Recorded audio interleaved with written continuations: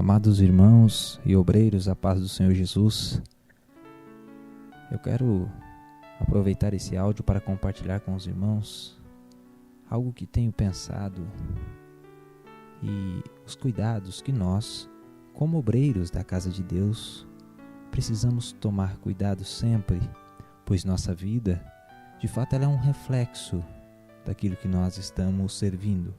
Estamos servindo a Deus, logo, as nossas atitudes, as nossas ações devam refletir tudo o que Deus anseia para que nós venhamos viver e venhamos fazer com que as pessoas entendam o que nós somos e para o que nós fomos chamados.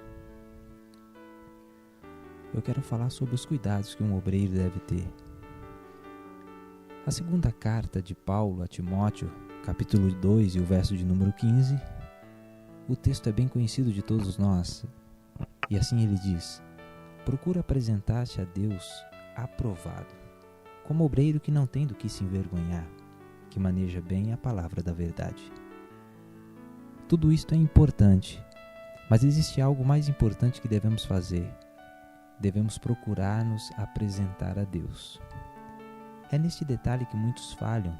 Muitos obreiros se apresentam à sua igreja, à sua denominação, ao seu pastor, aos congregados que ele serve, mas às vezes se esquece de se apresentar a Deus. Deus é o Senhor de sua própria obra. Ele é o responsável pela divisão de tarefas dessa obra. É a Ele que devemos prestar contas de nosso trabalho. Diante disto, duas coisas nos chamam a atenção diante do texto bíblico. Paulo diz que o obreiro deve apresentar-se a Deus, mas diz também de que maneira este obreiro deve apresentar-se a Deus.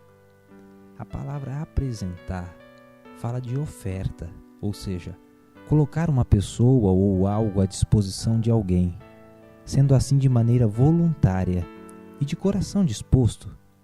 Nos apresentamos a Deus para que a sua vontade seja executada em nossas vidas e nós sejamos instrumentos de bênção para outras pessoas. Por esse motivo, cada vez mais, deve-se ter em mente que nossas ações e palavras, bem como as nossas atitudes, devam honrar a Deus e levar o bom nome e testemunho de equilíbrio e honra, por ter agora um caráter lapidado por Deus através de seu Espírito Santo, que de fato habita em nós. O segundo ponto é que o obreiro deve apresentar a Deus aprovado. O que isto significa? Significa que temos que ter a aprovação de Deus e da Bíblia para o que fazemos. Um obreiro de Deus deve ser pacificador e não guerreador, por exemplo. A palavra aprovado vem do grego dokimos. Significa aprovado, particularmente de moedas e dinheiro. Aprovado, agradável, aceitável. No mundo antigo não havia sistema bancário como nós o conhecemos hoje, e nem dinheiro em papel. Todo o dinheiro era feito de metal aquecido até se tornar líquido, despejado em moldes e deixado para esfriar. Quando as moedas estavam frias, era necessário polir os cantos irregulares. As moedas eram comparativamente brandas, maleáveis, e muitas pessoas cortavam pequenas fatias do metal, ou seja, saqueavam deste metal tentando falsificá-los. Em um século, mais que 80 leis foram promulgadas em Atenas para parar a prática de cortar as moedas que estavam em circulação. No entanto, algumas das pessoas que cambiavam o dinheiro eram homens íntegros, que não aceitariam dinheiro falsificado. Eram pessoas honradas que colocavam em circulação apenas dinheiro genuíno e com o peso correto. Tais homens eram chamados de dokimos ou aprovados. É daí que vem esta palavra aprovado, ou seja, pessoas de caráter, pessoas íntegras. Então Paulo está dizendo que nós temos esta condição de se apresentar a Deus e apresentar como alguém de caráter, alguém íntegro, alguém de índole, alguém com novas atitudes, porque recebeu em sua vida o Espírito Santo do Senhor. Sendo assim, Cada dia temos um desafio diante de nós, pois no mundo moderno ao qual nós estamos inseridos, precisamos bem atentar para todas as nossas ações, atentando a elas para que através das mesmas venhamos ser exemplos de boa conduta diante do mundo que está a nos olhar. Pois de fato estamos em um tempo onde as mídias sociais cada vez mais fazem parte de nossas vidas, pois é através delas que trabalhamos, evangelizamos, matamos a saudade de entes queridos que estão distantes e compartilhamos momentos de conquistas, por vezes algumas tristezas também. E cada dia que se passa estamos mais conectados e todo cuidado precisa ser tomado, pois nossa fama, a nossa honra de homens de Deus, a qual foram chamados para apresentar-se a Deus e de maneira aprovada, pode cair em descrédito e nossas palavras serem apenas folha que o vento carrega. É diante disso que eu quero pensar com os amados, que cada vez mais nós, como os obreiros do Senhor, devemos dar testemunho a todos e evitar contenda de palavras que para nada aproveitam, exceto para a subversão dos ouvintes. Paulo já dizia isso no verso 14 do mesmo capítulo. O obreiro de Deus deve entender que a pessoa a quem ele deve prestar contas é Deus. É verdade que o obreiro serve à igreja, ao pastor, ao ministério, mas quem chamou o obreiro para servir à igreja foi o próprio Deus. Portanto, tudo que o obreiro fizer, deve fazer com o objetivo de agradar a Deus. Paulo diz que o obreiro deve dar testemunhos a todos perante Deus. Uma qualidade do obreiro de Deus é que ele deve usar a sua capacidade de falar, de pregar o evangelho, de orar pelos aflitos, para unir os outros obreiros espalhados na terra. O obreiro também ele deve saber agir com sabedoria e mansidão. Agir com sabedoria e mansidão repele as questões insensatas e absurdas, pois sabes que só engendram contendas.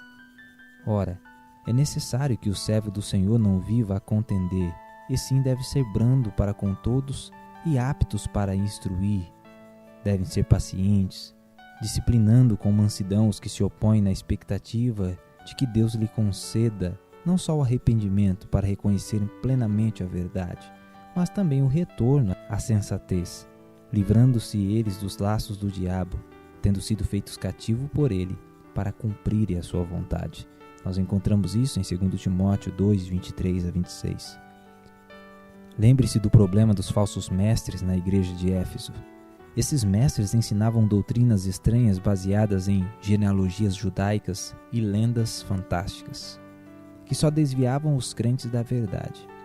Havia então um grande risco de Timóteo agir impulsivamente, agir pela carne, afinal os falsos mestres estavam tentando desviar a igreja. Timóteo poderia cair no jogo deles e entrar numa discussão confusa, inútil, que acabaria com certeza em bate-boca, se não acabasse em coisa pior.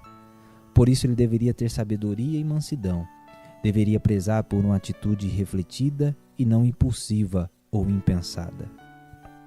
Hoje não são poucas as brincadeiras estranhas que vemos, onde através de postagens em canais de vídeos e em todas as redes sociais, o obreiro perde a centralidade e acaba que suas palavras e suas atitudes percam o valor e o peso que outrora havia. Que nossa vida particular com Deus reflita de fato em nossa vida pública, para que quer seja por palavras ou por obras, tudo seja para a glória de Deus, conforme aprendemos em Colossenses 3,17. Porque o obreiro deve ter essa sabedoria para evitar as contendas? Porque são insensatas. Eram assuntos sobre questões tolas, pois não tinham sentido e distorciam a verdade bíblica. Porque são absurdas. Eram assuntos incoerentes e inúteis, porque não edificavam nem sequer levavam a lugar algum. Porque conduzem às brigas. Contenda é briga, é bate-boca, disputa.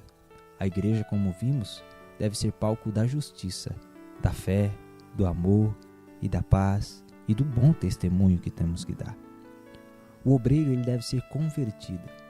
Significa uma mudança de direção. Mudança, transformação ou adaptação. É preciso demonstrar conversão em todas as nossas áreas. no modo de pensar, falar, agir, na fartura ou na escassez, na alegria ou na tristeza, quando honrado ou quando contrariado, com saúde ou enfermo, no comando ou sendo subordinado, amando ou sendo desprezado, em casa e também em público. A tempo ou fora de tempo, a verdadeira conversão é visível, por isso mesmo tem a capacidade de impressionar. Ela produz, ela deixa uma marca, ela transforma por causa da luz todas as pessoas que estão ao nosso redor e transforma também o mundo. De tudo o que falamos até agora, e com toda a importância que possa ter e significar em nossa vida espiritual, valor ou proveito algum terá se o Senhor Deus não receber de nossa parte como oferta a nossa vida, a nossa aproximação dele, e que nós possamos ser um obreiro que se aproxima e se aproxima de maneira a estar apto, aprovado. O valor do obreiro aprovado está em desistir de algo que o agrada ou o convém, voluntariamente renegar, rejeitar o que está em nós ou no mundo por amor a Cristo, dispor-se e desistir de sonhos, projetos, renegar costumes, vontades, tradições, rejeitar o cômodo, o certo, o vantajoso, recomeçar fundamentado naquilo que não se vê, mas se crê, seguindo os passos do Mestre quando ele diz: e chamando a si a multidão com seus discípulos, disse-lhes: se alguém quiser vir após mim, negue-se a si mesmo, tome a sua cruz e siga-me. O obreiro aprovado, ele é ético. O significado de ética. Ética é um estudo da moralidade. Consiste da análise da natureza da vida humana, como os padrões do que é certo e errado, pelos quais a conduta possa ser guiada. A palavra ética é originada do grego ethos, modo de ser, caráter, através do latim mos, ou mos, ou no plural mores, costumes, de onde se derivou a palavra moral. Em filosofia, ética significa o que é bom para o indivíduo e para a sociedade, e seu estudo contribui para estabelecer a natureza de deveres no relacionamento do indivíduo. Contudo, a ética de Deus é diferente dos homens, pois Deus não precisa de padrões éticos e morais a seguir. A ética humana muitas vezes confunde o certo e o errado, a luz e as trevas, o doce com o amargo, o moral e o imoral. Esse tipo de padrão ético muitas vezes é diabólico, pois promove ou defende ações que vão contra a palavra de Deus. Infelizmente, muitas igrejas estão vivendo tais padrões éticos e morais. Que sejamos cada dia mais sensíveis ao Espírito Santo e que nossas ações reflitam de fato o Deus que nós servimos, pois Ele nos chamou para uma grande obra e não podemos parar.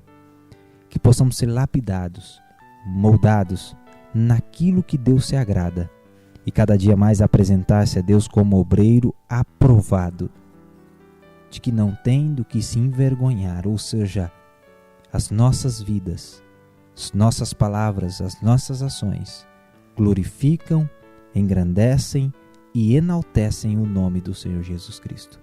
Porque cada dia cumpriremos o papel de um bom obreiro e dispenseiro das coisas santas de Deus aos corações daqueles que tanto precisam ouvir e ter alguém como exemplo.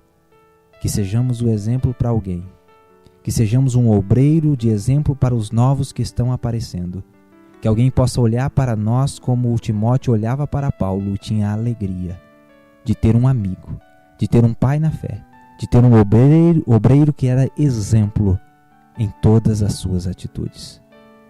Que Deus continue abençoando a cada obreiro. Deixem-se ser usados nas mãos do Senhor para fazer a sua vontade. Deus abençoe a todos, em nome de Jesus.